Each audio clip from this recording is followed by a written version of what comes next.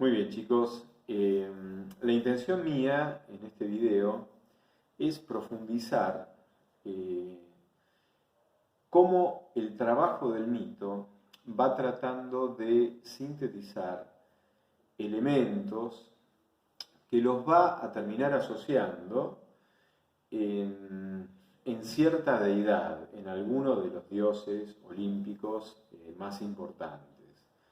El trabajo del mito es un trabajo que lleva no solamente años, a veces lleva decenios o lleva siglos, y se caracteriza por ir almacenando, reelaborando, modificando visiones, percepciones que se van aglutinando en una especie de background, es decir, en una especie de soporte colectivo que Jung, ese eminente discípulo de Freud, Carl Jung, denominó inconsciente colectivo, del cual seguramente ustedes también han escuchado mencionar. En estas síntesis, en estas coagulaciones, se van forjando estructuras que identifican un conjunto de patrones. Y desde estos patrones, inconscientemente nosotros actuamos, interpretamos, nos manejamos comprensivamente en el plano intelectual y también en el plano emocional cuando nos enfrentamos ante ciertas situaciones. Entonces, digamos que el trabajo del mito es un trabajo indispensable, es un trabajo muy necesario, es un trabajo que antecede la reelaboración racional y conceptual de esas situaciones que primero impactan a través de imágenes. Imágenes de todo tipo, imágenes no solamente externas. A los dioses no solamente se los pinta o se los representa a través de esculturas o de algún soneto o de alguna música, sino que también se los va representando a través de ciertas cualidades, de ciertas virtudes, de ciertas propiedades o atributos. Estas son las propiedades o atributos que van sintetizándose en lo que se denominaría arquetipos, ¿no? En el lenguaje de Jung, que lo he mencionado, Carl Jung, es el arquetipo el que sintetiza todas estas imágenes. Yo quería mostrarles cómo este trabajo opera, por ejemplo, en uno de los dioses griegos muy importantes, que es el dios Hermes.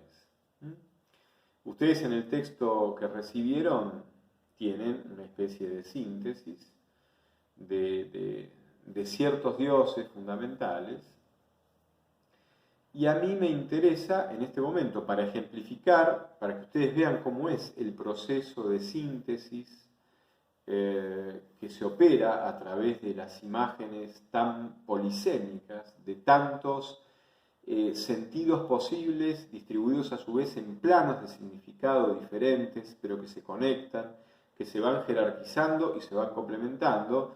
Todo este trabajo yo lo quería focalizar, por ejemplo, en el dios Hermes.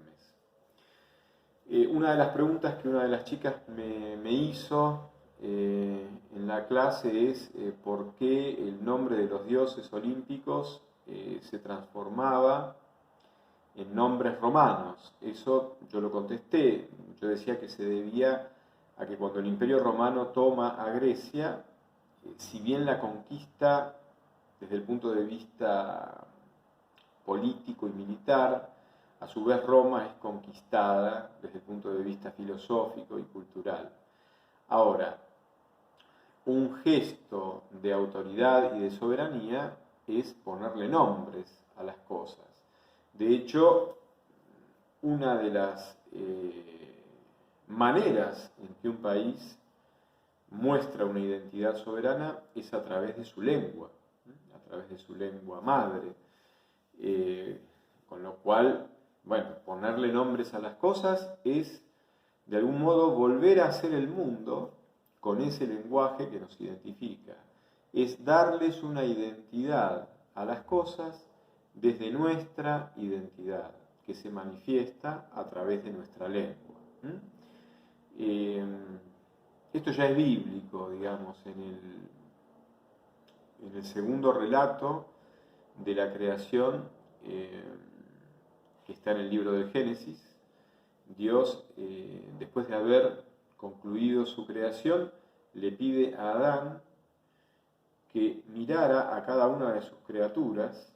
Dios le pone frente a Adán a cada una de sus creaciones para que Adán las nombrara. Dios quería saber cómo Adán nombraría a cada una de sus criaturas. Este reconocimiento de Adán era muy importante para Dios. Y en este reconocimiento había un gesto que era nombrar, en el cual este reconocimiento quedaba hecho explícito, y desde el momento en que Adán reconoce y nombra, pasa a estar presente y dispuesto ante la presencia reconocida de esa criatura que él ha reconocido y que él ha nombrado desde sí, desde su propia identidad. Entonces el acto de nombrar tiene muchas connotaciones soberanas, en donde hay un juego de identidades, hay una interacción entre identidades. Entonces yo lo que les quería mostrar es un poco cómo se ha gestado la mitología alrededor de Hermes. Si nosotros nos atenemos a la historia más tradicional, vamos a ver que Zeus, que era el padre de los dioses, era quien presidía al Olimpo, además de tener una esposa oficial que era Hera, Zeus ha tenido muchos hijos ilegítimos. Uno de estos hijos ilegítimos fue Hermes, producto del encuentro entre Zeus y una ninfa de los bosques llamada Maya. Lo que cuenta el mito es que Hermes, apenas nacido, ya siendo un bebé recién nacido, durmiendo en su cunita, se despierta y lo primero que siente es la necesidad de hacer algo.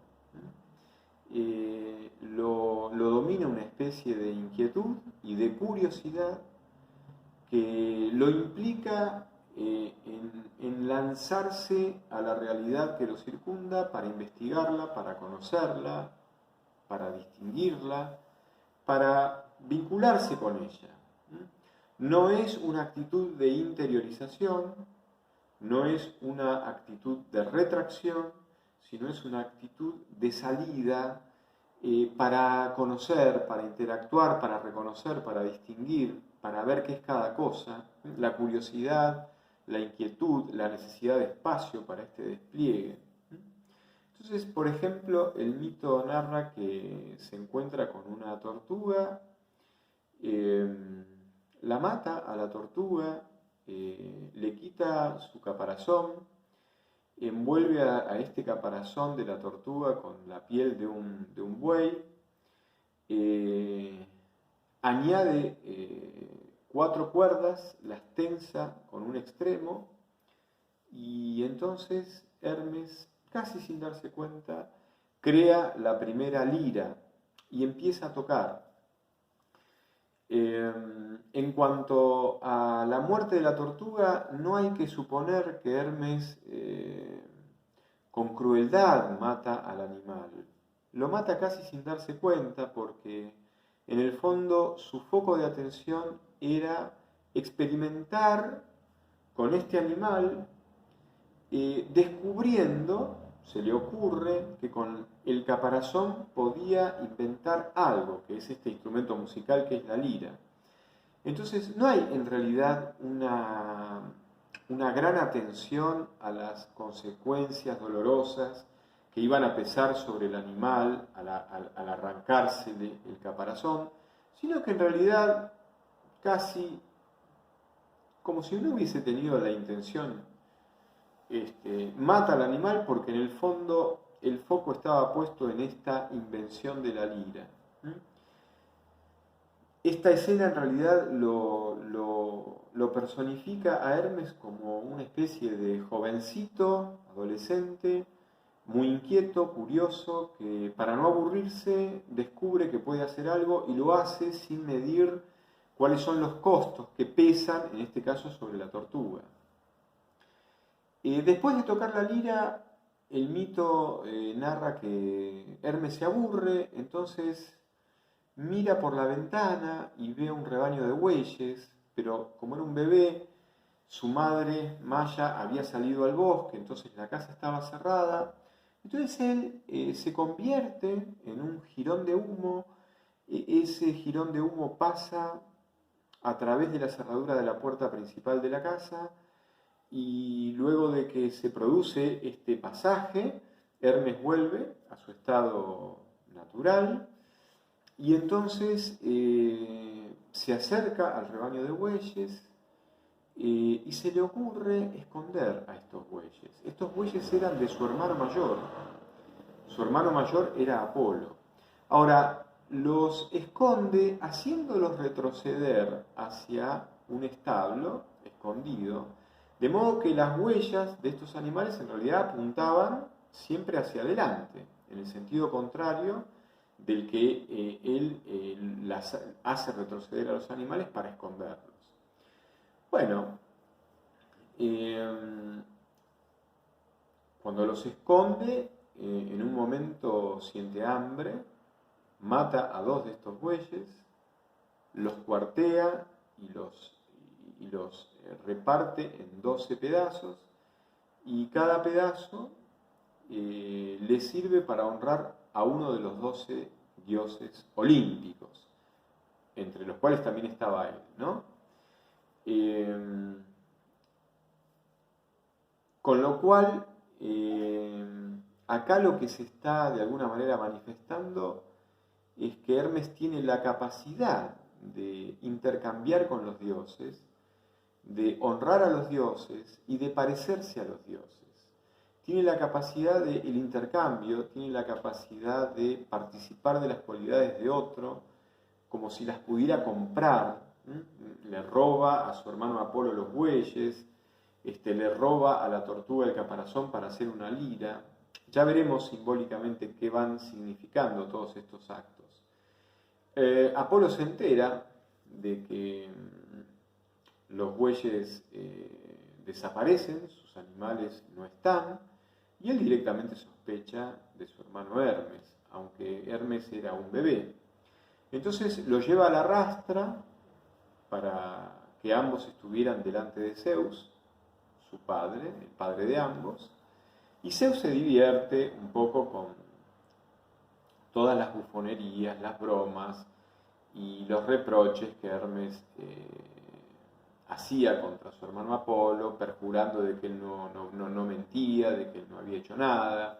En definitiva, a Zeus le pareció graciosa la escena de un adolescente que con astucia trata de mentir como para evadirse de su culpabilidad.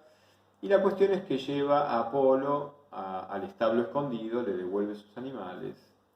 Y cuando Apolo ya está entretenido con sus animales, él vuelve a tocar la lira y Apolo le presta atención y se admira de la dulzura con la cual su hermano Hermes tocaba la lira tan precozmente, de tan corta edad.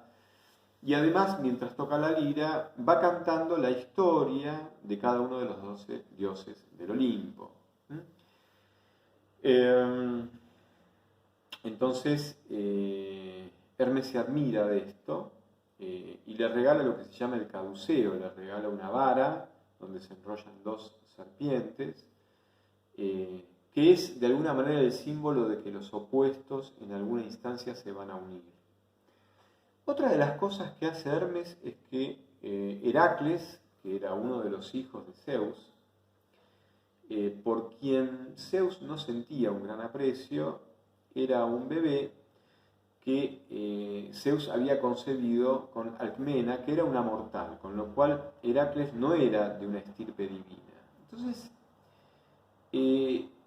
Hermes trama llamar a Hera, que era la esposa de Zeus, una diosa, y la llama para que pasara cerca de donde estaba Heracles, que estaba hambriento y que, como era un niño, un bebito, lloraba. Cuando Hera mira a Heracles de bebé llorar, experimenta cierta compasión y le da de mamar. Cuando ve que en realidad Heracles no era un ser divino, de estirpe divina, le retira su pecho, pero ya le había dado suficiente cantidad de leche para que Heracles ya pasara a una instancia, a una dimensión semidivina. Y Hermes también, en los relatos mitológicos, tuvo algunos hijos. Uno de los cuales es Hermafrodito, que lo tuvo con Afrodita. Este hijo tiene los caracteres tanto masculinos como femeninos de Hermes y de su madre Afrodita. También tuvo como hijo a Pan, que era un macho cabrío desde la cintura hacia abajo, que era una especie de pseudo divinidad juguetona de los bosques que asustaba a los viajeros, escondiéndose detrás de un arbusto. En fin, si ustedes repasan la historia de Hermes, esta historia sintética que yo les estoy contando, van a ver que en Hermes los mitos empiezan a sintetizar algunas de estas propiedades. Una de ellas es la inquietud, la curiosidad, este carácter juvenil. Este carácter juvenil está asociado a lo que se llama el niño divino que habita en todos nosotros, en cada uno de nosotros. Este niño divino por el cual nosotros siempre tenemos una especie de eterna juventud que nos abre a explorar el mundo, a hacernos preguntas, a curiosear, a experimentar, a probar, pero siempre con el afán de reconocer. El foco de Hermes es el conocimiento. El conocimiento del mundo, poder identificar las cosas, poder diferenciarlas, poder clasificarlas, poder ordenarlas. Así que todas estas características están asociadas a una especie de dualidad. Hermes es una especie de divinidad dual, porque ustedes fíjense que para reconocer algo, para identificarlo y para diferenciarlo de otra cosa, yo lo tengo que poder nombrar. Otra vez está este acto de nombrar como acto identificador. Ahora, una vez que yo nombro algo y lo identifico de una manera, lo separo del resto de las cosas que dicho algo no es. Entonces, nombrar, identificar, también establece una cierta frontera. Una vez que yo identifico algo, ese algo queda distinguido, queda separado, queda de alguna manera distanciado, separado del resto de las cosas que este algo no es. El pensamiento conceptual hace justamente eso, por eso Hermes también está asociado al pensamiento conceptual. Y como además Hermes fue un mensajero, quizás el mensajero predilecto de Zeus, ese mensajero de Zeus que Zeus de alguna manera aprovechaba para darle mensajes a los mortales a través de Hermes, o incluso darle mensajes a los seres que estaban en el inframundo, en el mundo subterráneo, en el Hades, con H, en el mundo de los muertos.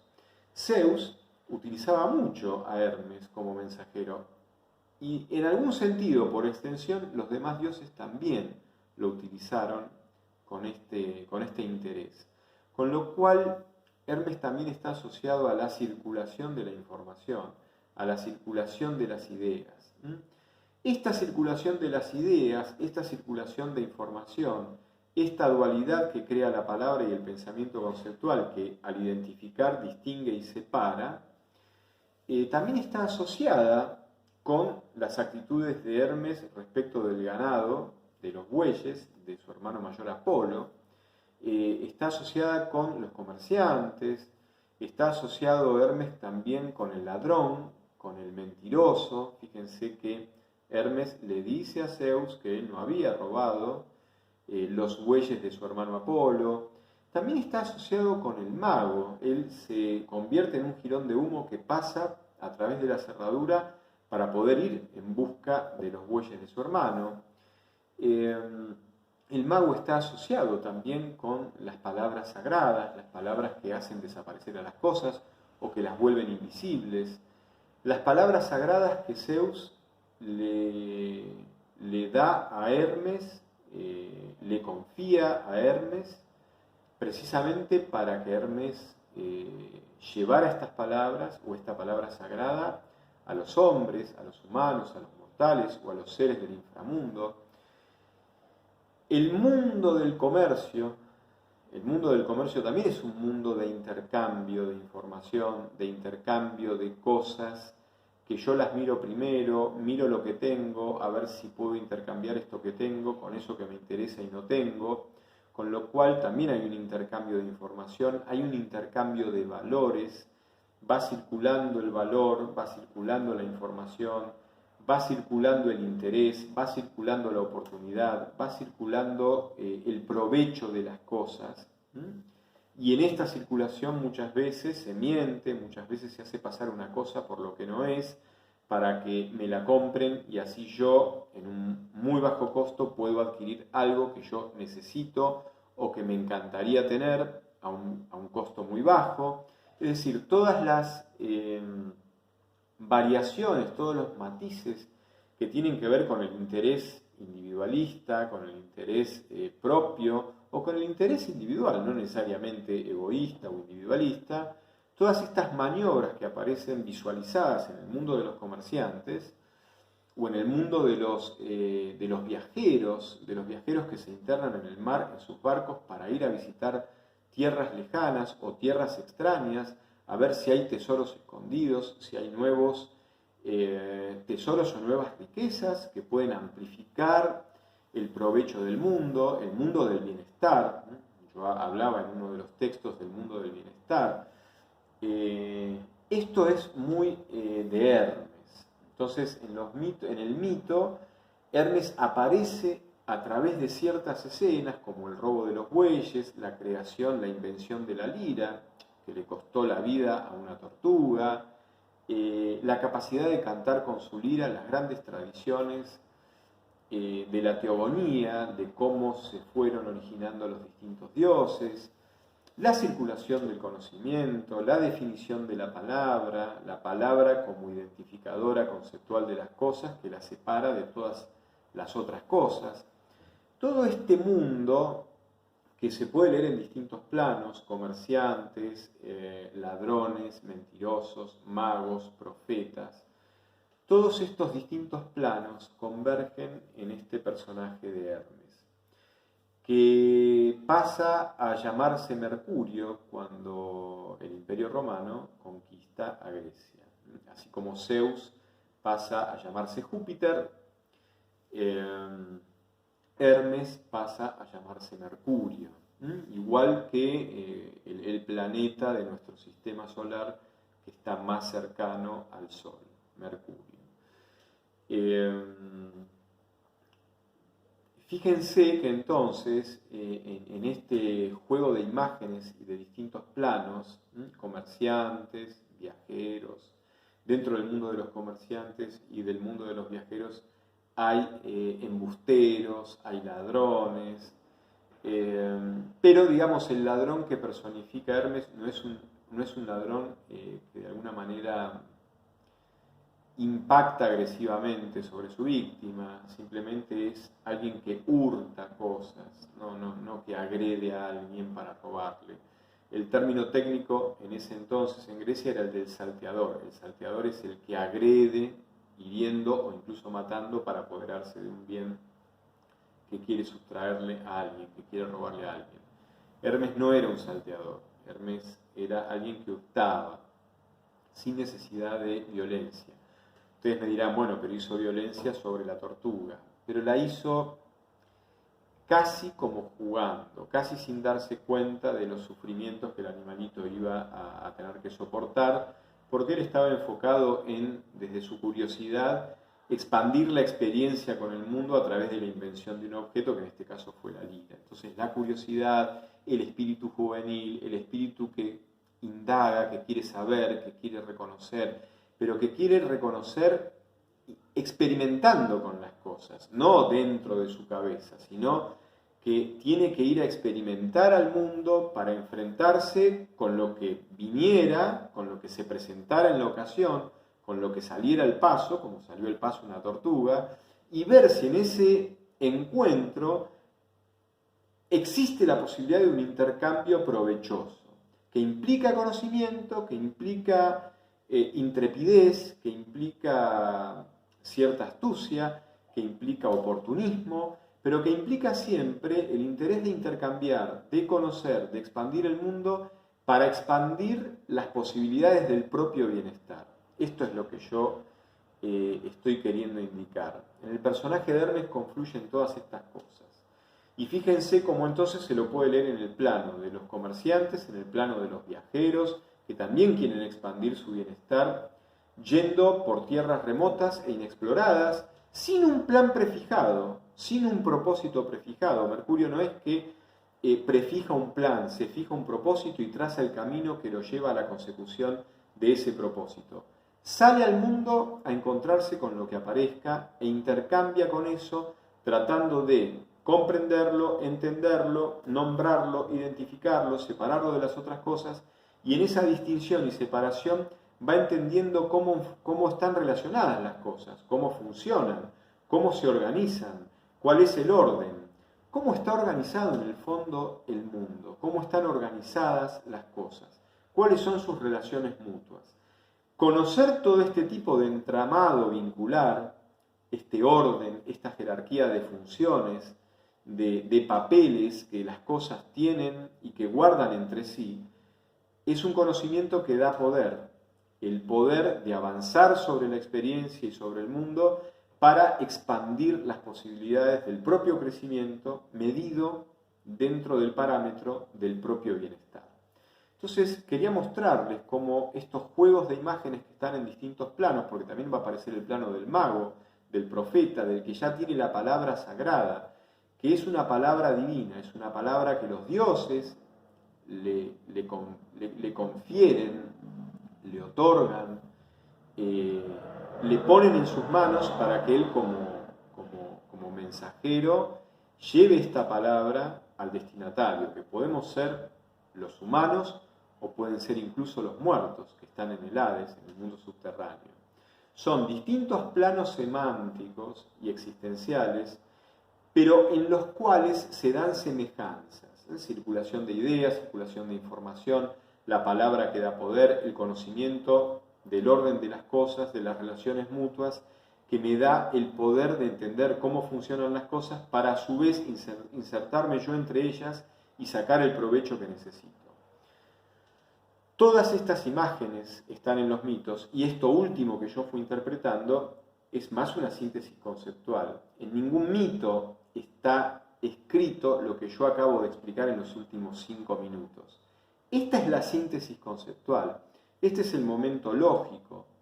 Este es el momento ya no del mito, es el momento del logos. Pero es un momento complementario que nace en la interpretación de todos estos planos semánticos, que están entrelazados por fuertes analogías. De ahí la palabra hermenéutica, como el arte de interpretar monumentos, obras de arte, textos, incluso textos religiosos, como la Biblia. Bueno, yo quería mostrarles un poco, chicos, cómo funciona el mito como catalizador de significados y de cualidades que van coagulando en tipologías que después se conceptualizan y se ordenan desde un punto de vista jerárquico, más abstracto y más lógico. Bueno, muchas gracias. Nos seguimos viendo.